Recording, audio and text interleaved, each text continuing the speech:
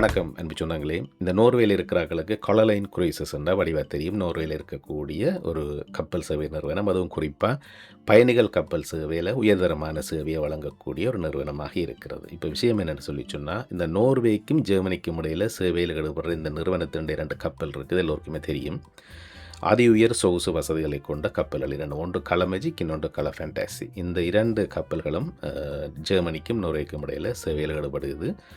ஒரு குரூஸ் ஷிப்பில் என்னென்ன வசதிகள் இருக்குமோ அத்தனை சொகுசு வசதிகளும் இந்த 2 கப்பல்களுமே இருக்கின்றன. உங்களுக்கு என்ன தேவையோ எல்லாமே இருக்கிறது.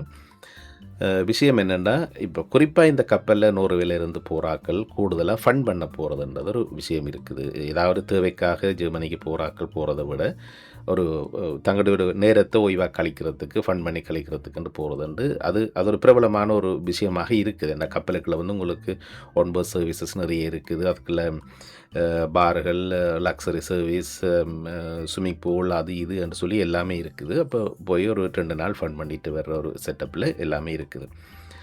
ஆனால் இந்த கப்பல்லையும் உங்களுக்கு ஜெயில் என்ற ஒரு விஷயம் இருக்குது. அநேகமாக எல்லா கப்பல்லையும் இருக்கும். ஆனால் இந்த கலலைனில் இது இருக்கிறது இப்போ தான் வெளிச்சத்துக்கு வந்திருக்கு. சில வேளை இப்போ தான் அதை செஞ்சுருக்கிறாங்களோ தெரியலை. ஆனால் 2 ஜேர்னலிஸ்ட் மாதிரி அதை போய் பார்த்து அது எப்படி இருக்குன்னு பார்த்து அதை பேப்பரில் போட்டதுக்கு பிறகு தான் இந்த 2 லக்ஸரி கப்பல்லையும் இப்படி ஒரு ஜெயில் ரூம் கூட இருக்குதுன்றது தெரிய வருது.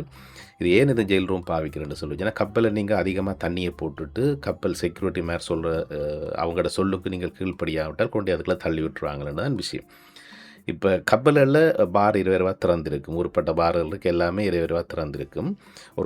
நான் நினைக்கிறேன் ஒரு 2 மணி வரைக்கும் திறந்திருக்கும்னு நினைக்கிறேன். அதுக்கு பிறகு நீங்கள் உங்களுக்கு அதிகமாக நீங்கள் அளவுக்கு அதிகமாக மது போதையில் இருந்தீங்கன்னா செக்யூரிட்டி கப்பலில் இருக்கக்கூடிய பாதுகாவலர்கள் சொல்லுவார்கள், அடுத்தவை கடைஞ்சல் செய்யாமல் உங்களோட படுக்கிறளவே படுங்கொண்டு சொல்லுவினம். நீங்கள் நல்ல பிள்ளை மாதிரி அவங்களோட சொல்ல கேட்டுக்கொண்டு ரூமுக்கு படுத்துட்டீங்கன்னு சொன்னால் அடுத்த நாள் படியே கப்பல் கரை சேர்ற வரைக்கும் உங்களுக்கு எந்த பிரச்சனையும் இல்லை. ஆனால் அவங்களையும் மீறி நீயாட்ட எனக்கு சொல்கிறது, நான் காசு கொடுத்து வந்திருக்கிறேன், நான் நினச்சி தான் செய்வேன் மாதிரி ஏதாவது திமிரிக்கு மீறி மப்பில் பெம்பலாட்டம் போட ஒழிக்கிட்டீங்களா இந்த ஜெயிலுக்கெல்லாம் போய் கழிக்க வேண்டியிருக்கும். அந்த ஜெயில் ரூமே படமாக போட்டிருக்கணும். ஒரு 4 அடிக்கு 4 அடி ரூம். அதில் இருக்கக்கூடியது ஒரே ஒரு 10 சென்டிமீட்டர் தடிப்புள்ள ஒரு மெட்ரஸ்.